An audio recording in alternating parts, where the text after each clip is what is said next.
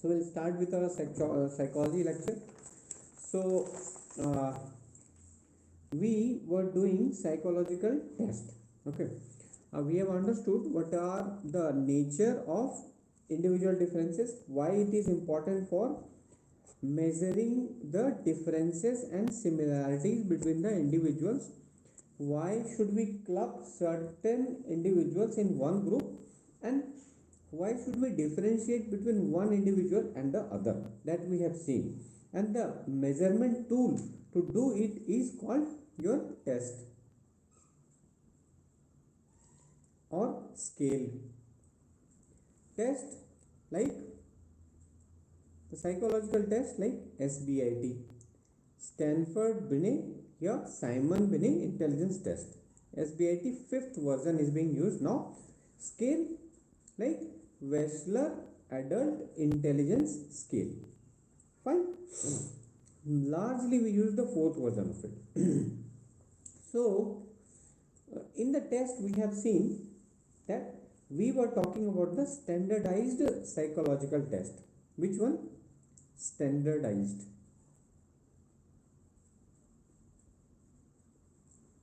And what is the meaning of standardized psychological test? One, it is an objective, reliable,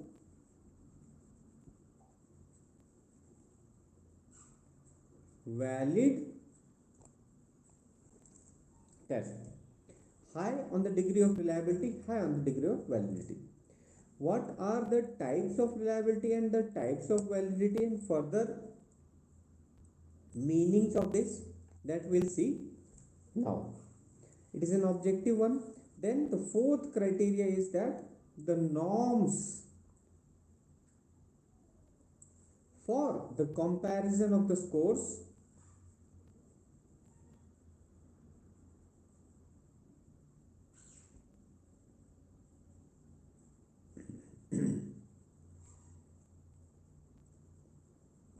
is available for the standardized psychological test.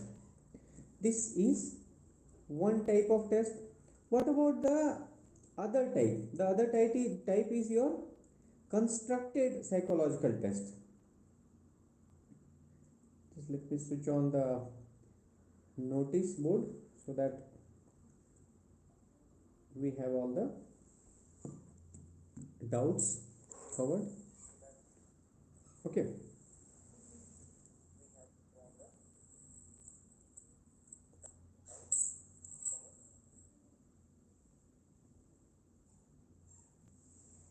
Fine.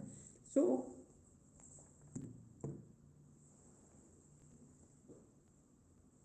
constructed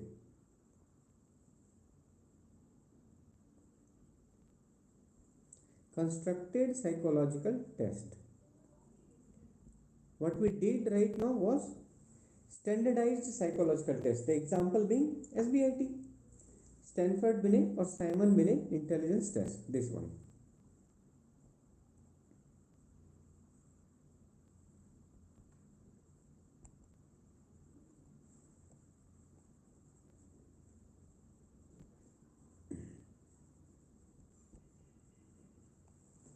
Fine. This is standardized. What about constructed psychological test? You can get an example of constructed psychological test in form of your essay test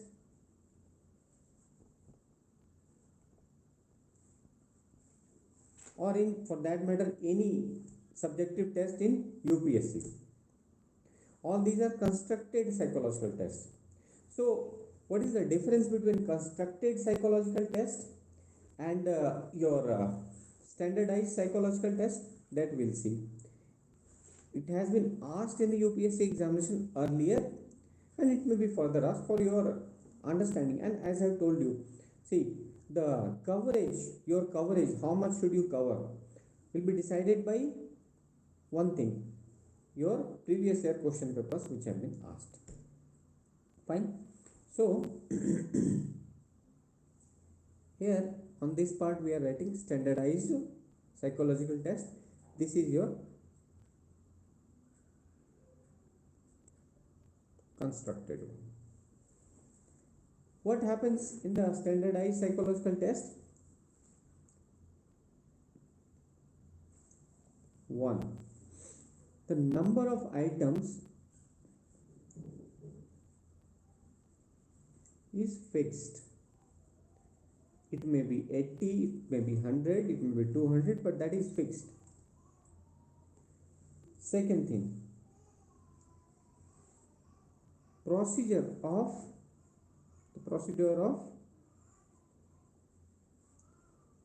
administration. You understand administration? How the test will be given to the test takers, that is whether it will be online or offline, in the paper pencil format or electronic format, that everything is clearly written. Time limitations or any other further instructions, that is also written there. What about the constructed test? In that the number of items is not fixed.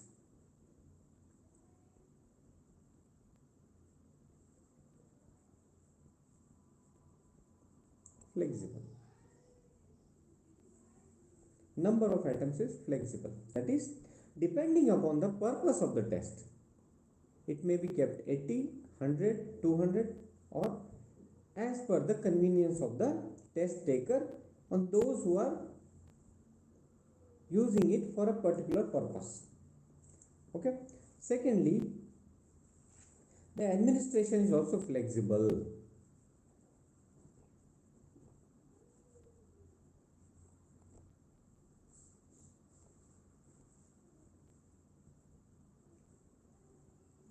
It's not rigid. Administration is not rigid. Now, further, what differences it has?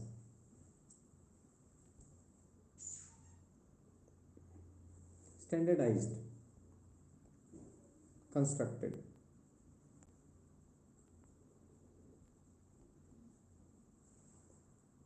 A sample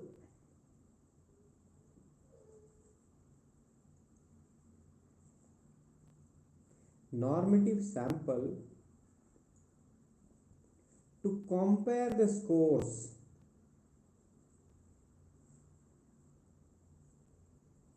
is available. No normative sample here. What does it mean? इसका मतलब क्या है? That in the constructed test we cannot have a benchmark, we cannot have a reference point. Like in the standardized test, suppose it is about the IQ test under SBIT, Stanford Binet Intelligence Test. If the IQ score comes at 110, we have a reference point of 100, that the common IQ, the average IQ of most of the people is 100. So it is 10 points above the average IQ of the common people. And we have seen in the deviation IQ that if we plot this, one deviation is till 115, this is 100, so it is within the one deviation limit. So these reference points is available only for the standardized test. But what about the constructed test like UPSC prelims examination? You get a score of 85 in prelims. Can you compare this score with a given sample? The answer is no. Those who have taken the test, it can be compared with them, but there is no prefixed normative sample to compare your test in a universal manner. So you got 85, the cutoff will be your 80. So you get 5 marks more than the cutoff and you will be in the list of those who are writing main examination, right? So 5 marks above. That's what we know, but we don't have a common benchmark. We don't have a universal sample to compare the score. This is the difference between two types of tests, standardized and constructed. A good standardized psychological test should have what?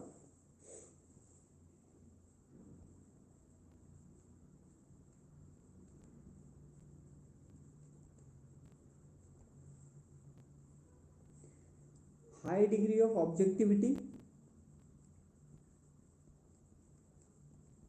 high degree, high reliability,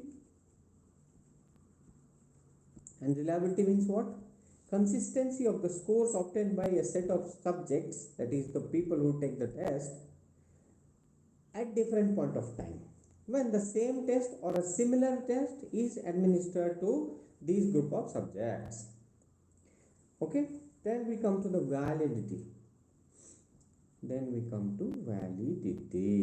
What is validity? The test measures what it intends to measure, the faithfulness of the test, the fidelity of the test, the purity of the test. How pure is the test? Validity should be high. Apart from that, we should definitely have defined norms.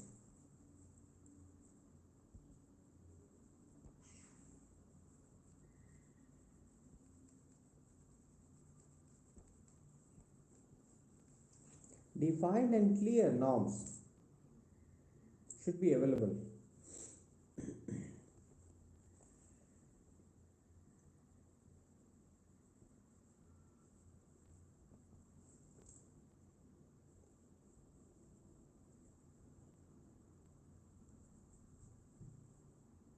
What is the meaning of defined and clear norms? That means that, as I told you, that if your IQ score, EQ score comes out at 115, you have a comparison benchmark, you have a reference point from where you can compare it. That's it, as simple as that. Now,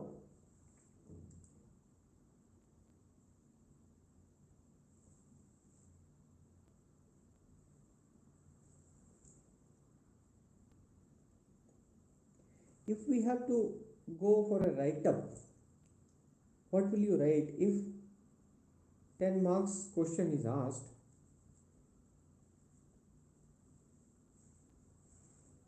On the constructed psychological test itself.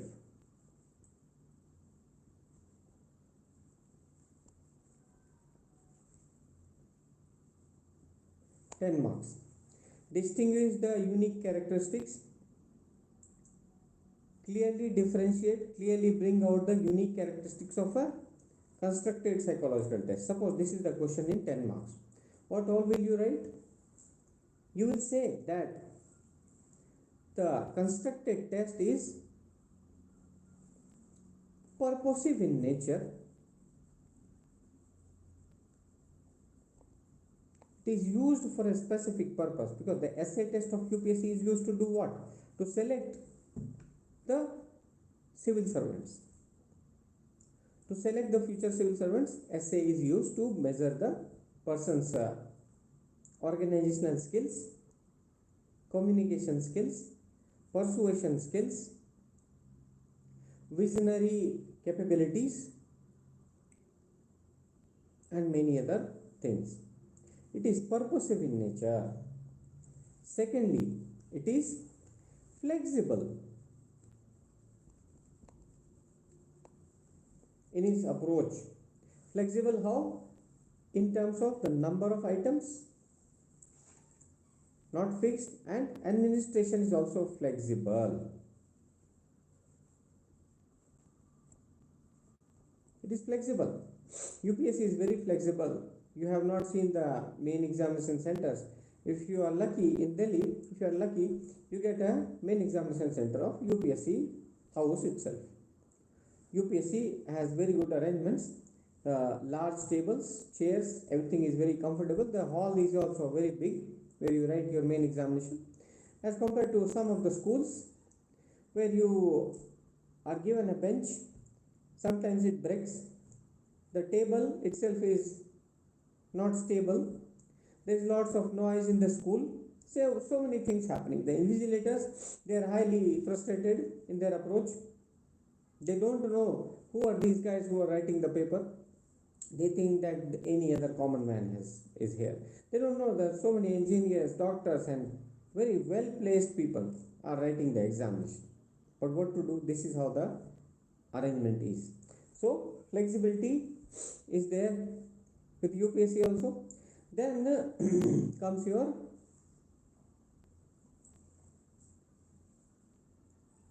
These tests are also called teacher made tests.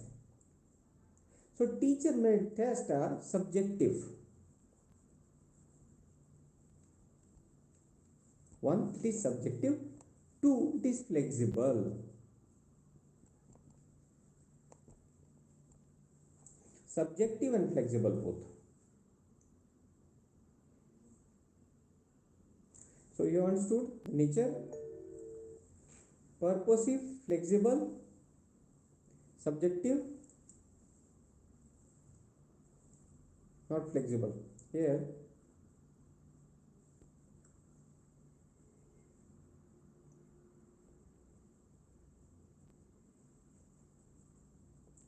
contextual, it is contextual.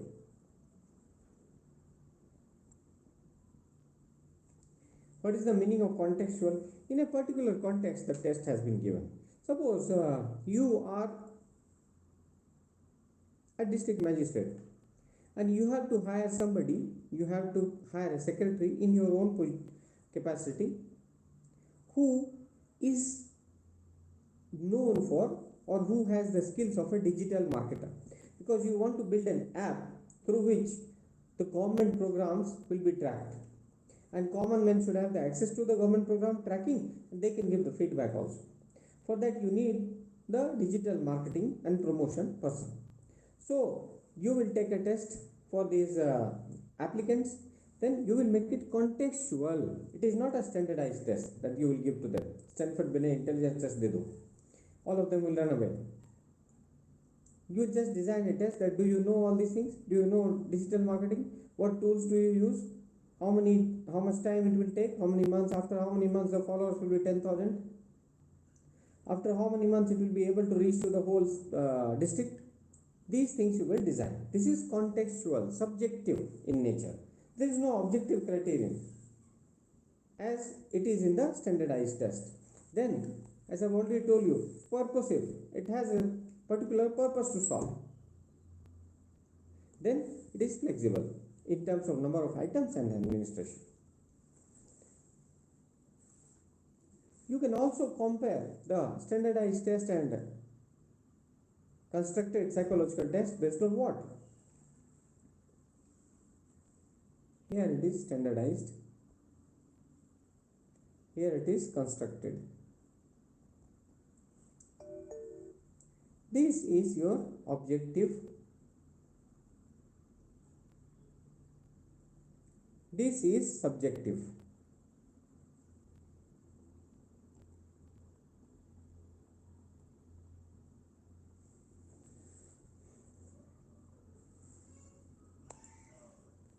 Rigid, flexible.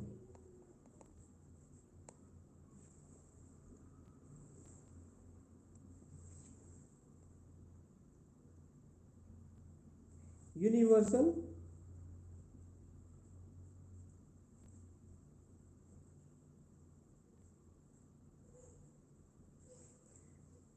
this is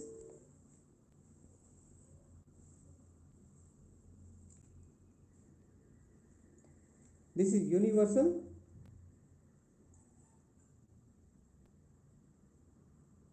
this is your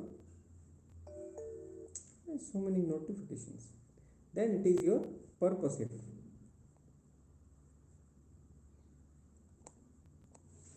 This is universal, this is purposive. This is not contextual, it is independent of the context.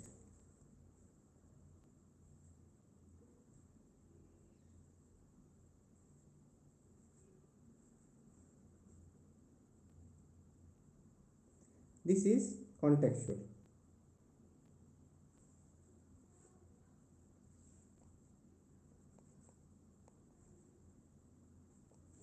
I will summarize again. The standard test is objective.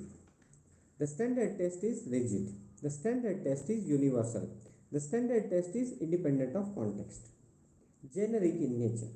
Whereas the constructed test, it is subjective, it is flexible, purposive and contextual. That's it. I have given you so many points You can also compare in terms of objectivity, reliability, validity and norms.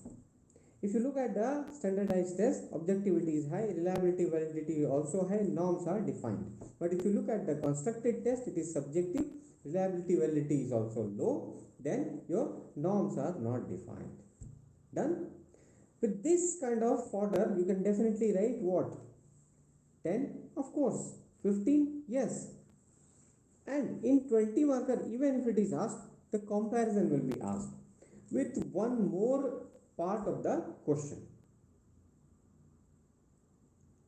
Fine? Done. So now we'll move to our two important characteristics which we have discussed earlier. One was your reliability, second was your validity. What is reliability? Reliability is the consistency of the scores in a test on different temporal paradigms, that is at different times with the same subjects. If the same test or a similar test is administered to a group of subjects who are fixed, then the scores, the mean score, the average score will remain more or less same.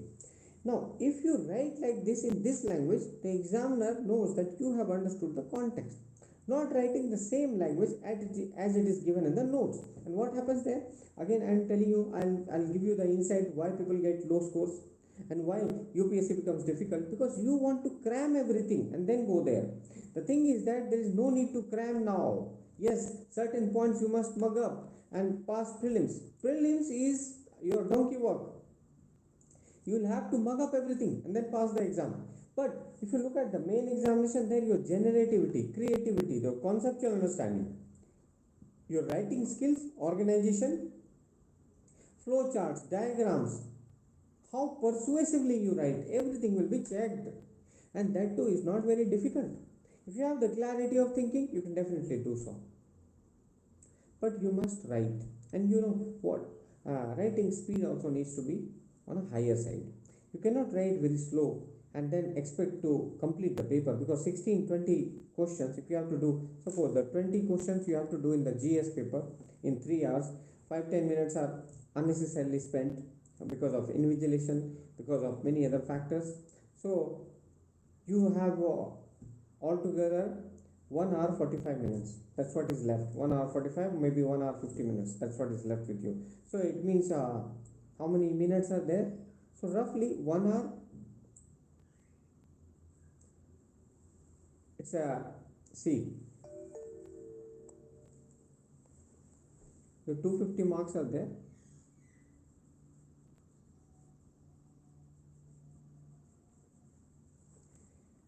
Paper you are attempting is giving you how many hours? 3 hours. If you look at the paper, 15 minutes are unnecessarily wasted.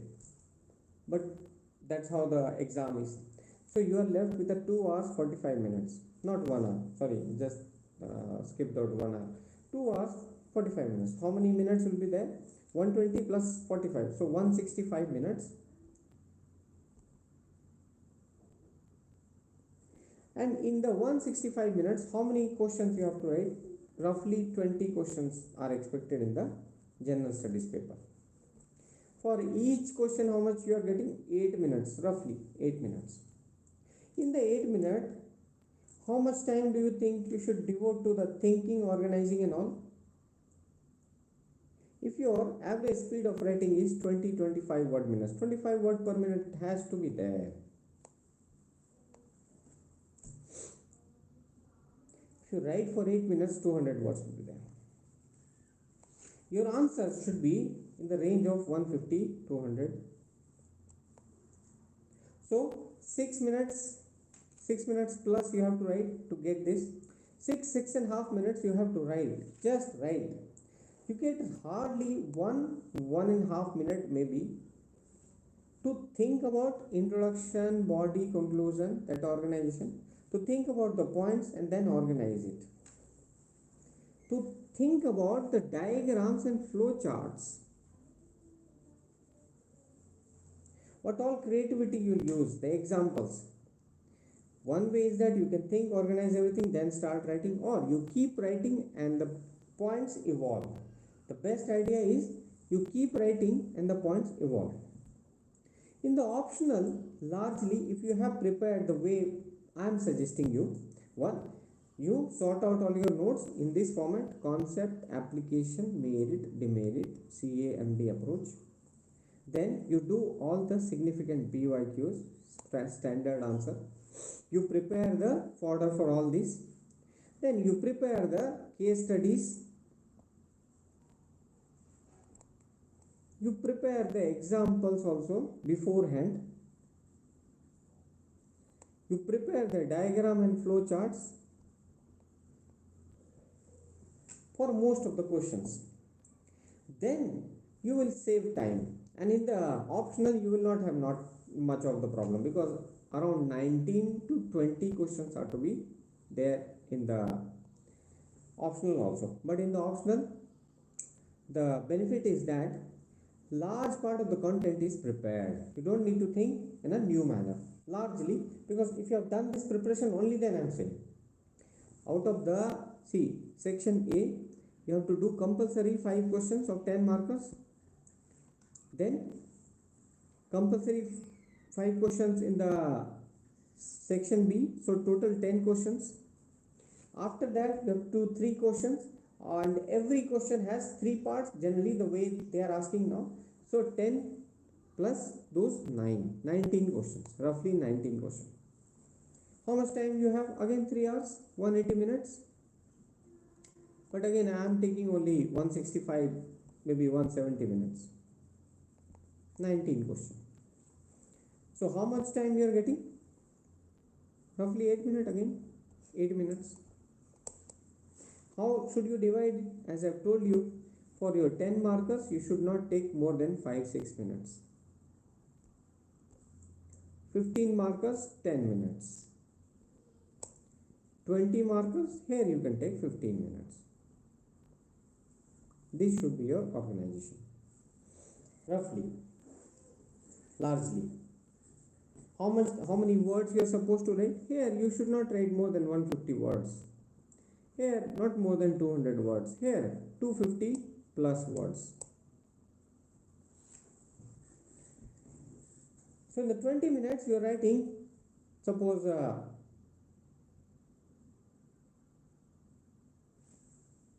in the optional your word limit per minute, 20 words per minute you are writing, 20 WPM. So if you take 15 minutes, you will be writing 300 words. And in the optional, the thing is that you need not worry much about the content, because you are filling up the gaps. Firstly, it is on your tips. Secondly, you are filling up the gaps with the diagram, flow chart and examples,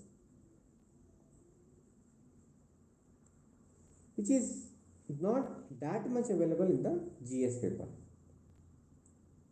Okay, so in the optional you will be saving your time, but at least 20 words per minute has to be your speed. At least this 20 words per minute.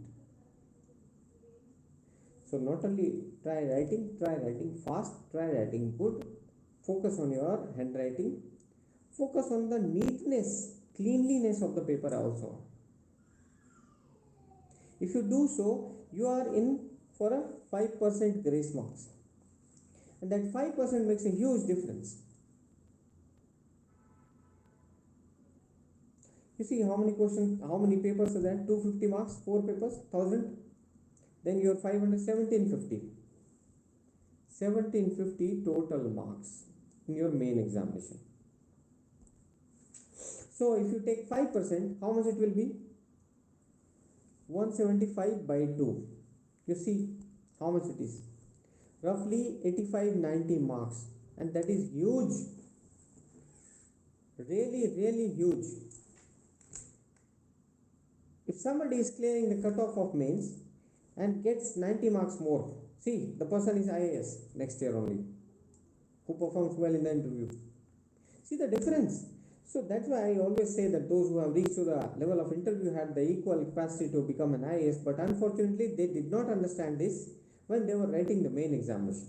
That put in your wholehearted effort to get a score of 100 plus from the cutoff itself. Okay, so we'll move forward to your constructs which we have discussed earlier. But we have discussed reliability. What is reliability? Stability of the scores. Temporal stability and internal consistency defines.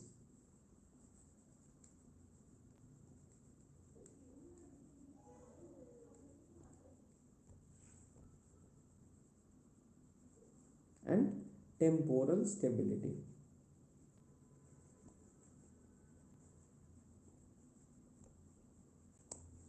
These are the two things, internal consistency and temporal stability. Now, what are the meanings of all this that we'll understand? Internal consistency means that suppose there is a test of 100 questions.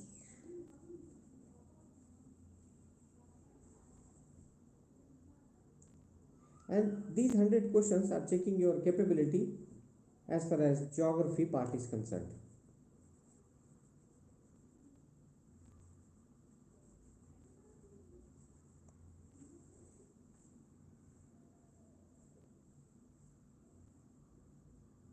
Your geography competence is checked through these 100 questions.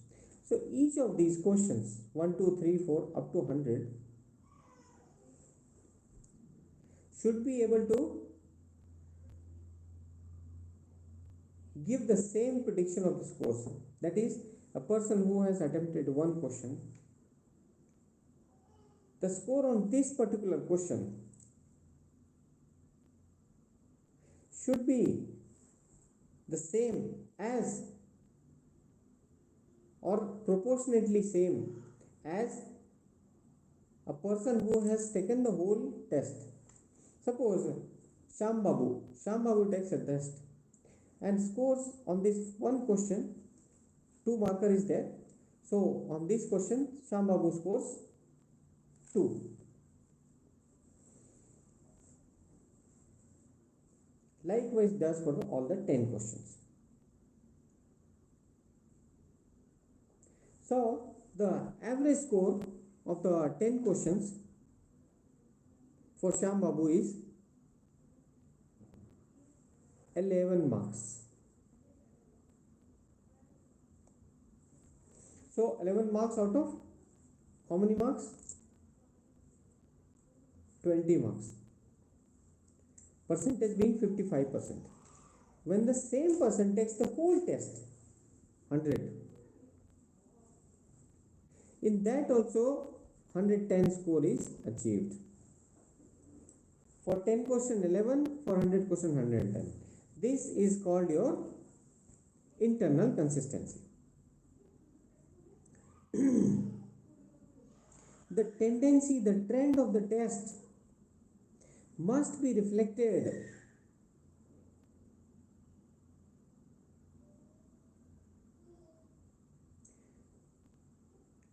either on all the items or a set of items which are part of the complete test. This is the meaning.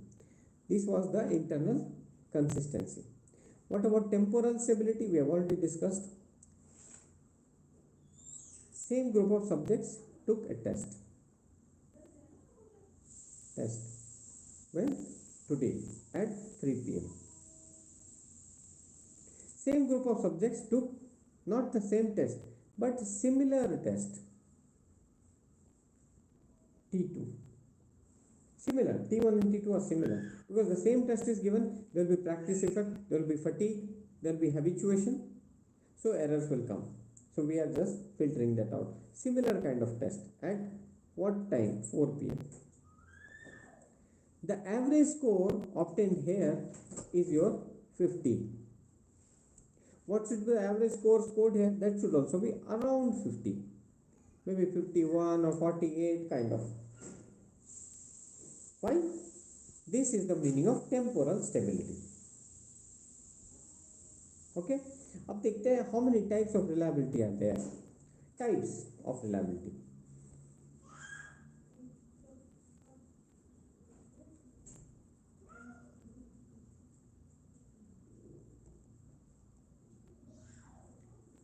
Types of reliability. One is your test retest reliability. What is test retest reliability? The one we did right now was test retest reliability. Which one? ये वाला. Same test or similar test taken by same group of subject at a given time interval yields the same result. खत्म. दूसरा अभी हमने देखा internal consistency that I have explained to you.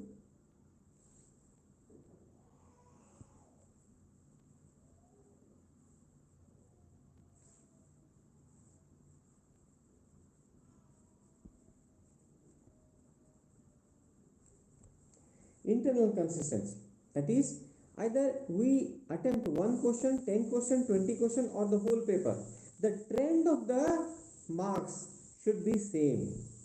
For 10 question, whatever the marks come, if you multiply it by 10, the score for the 100 question should come. This is internal consistency.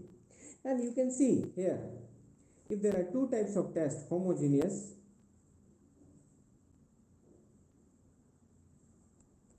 and heterogeneous,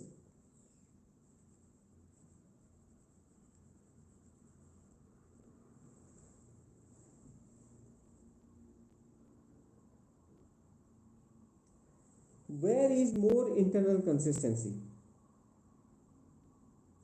The answer is homogeneous, because in the homogeneous test we can set a trend. In the heterogeneous test like CSAT, Civil Services Aptitude Test, there are RC, LR, DI, QA, all these questions. So we cannot say that the score obtained in the DI section will be the same as score obtained in the CSAT paper completely. Can we say so? The answer is no.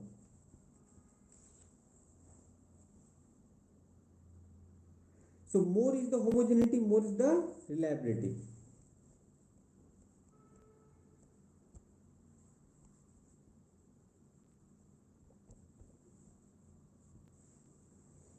As homogeneity of the test grows, reliability also grows.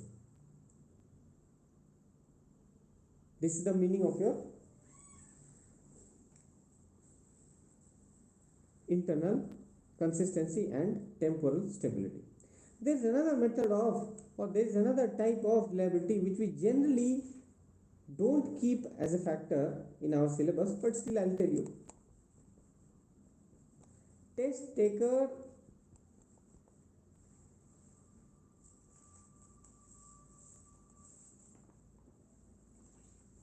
or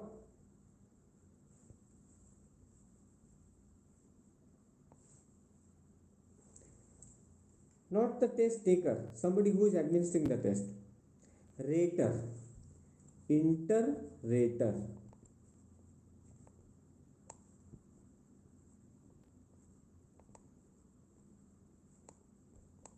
Suppose two people evaluate the essay you have written for UPSC. One gives you 80 marks, another one gives you 150 marks. Do you think that there was something wrong with the test or something wrong with the rater?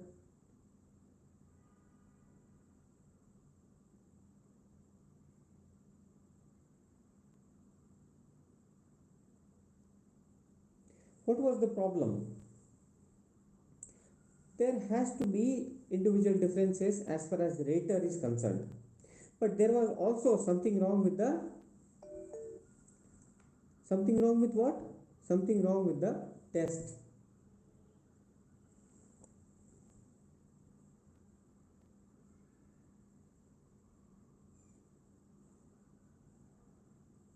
So the test should be so reliable that whether it is rated, that is whether the score is calculated by one rater or the another, it does not affect the final outcome. This is about your reliability.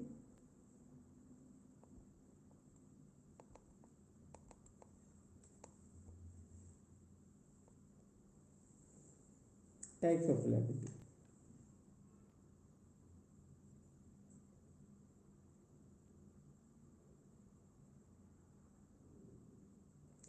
Then the another thing which we'll do will be your validity. But we'll do this in the next class,